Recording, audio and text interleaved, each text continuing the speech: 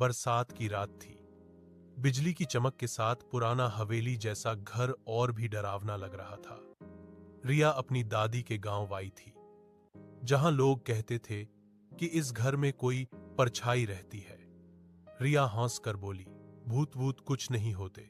रात के 12 बजे अचानक खिड़की खुली और ठंडी हवा का झोंका आया।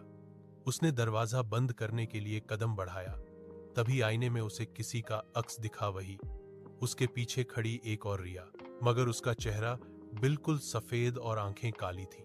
रिया डरकर मुड़ी, पर पीछे कोई नहीं था। जब उसने फिर आईने में देखा, वो दूसरी रिया मुस्कुरा रही थी। अचानक उसने हाथ बढ़ाया और आईने के अंदर से बाहर निकल आई। सुबह दादी ने देखा, रिया आईने में कैद थी, वही डर से भरी आंखें, और आईने के बाहर वाली रिया अब मुस्कुरा रही थी, जैसे कुछ हुआ ही नहीं। बरसात की रात थी। बिजली की चमक के साथ पुराना हवेली जैसा घर और भी डरावना लग रहा था। रिया अपनी दादी के गांव आई थी, जहां लोग कहते थे कि इस घर में कोई परछाई रहती है। रिया हंस कर बोली, भूत भूत कुछ नहीं होते। रात के 12 बजे अचानक खिड़की खुली और ठंडी हवा का झोंका आया।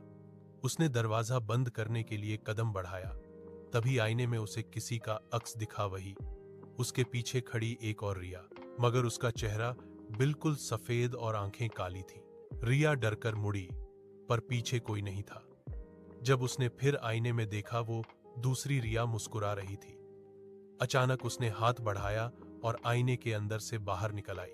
सुबह दादी ने देखा, रिया आईने में कैद थी, वही डर से भरी आंखें, और आईने के बाहर वाली रिया अब मुस्कुरा रही थी, जैसे कुछ हुआ ही नहीं।